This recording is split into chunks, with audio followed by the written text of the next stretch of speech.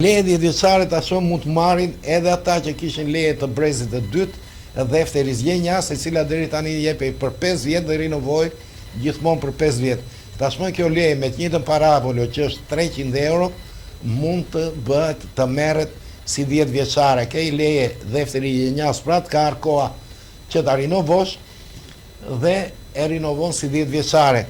Ka dy leja e brezit dy t'jepej ose për arsye të lindjes në Greqi ose për arsye të shkollimit në Greqi.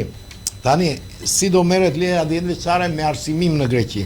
Paravolu ka ngelur siç është 300 euro, kërkohet kopja e pasaportës, leja e qëndrimit, asfaltësi i kanodita apo kontratë siguracioni privat, vërtetim për kryerjen të paktën 6 viteve mësim në shkollën greke të nivelit të parë apo të dytë para se të mbushnin moshën 23 vjeç. Përgjithsisht ata që kanë marrë leje të brezit të dytë, një pjesë e mirë e tyre, këtë leje kanë vazhduar ta marrin edhe pasi kanë mbaruar shkollën, edhe pasi kanë kaluar moshën 23, 24, 25 vjeç. Ndryshimi ku është? Ndryshimi është që aty që e merrin 5 vjeçare, tashmë do ta marrin 10 vjeçare.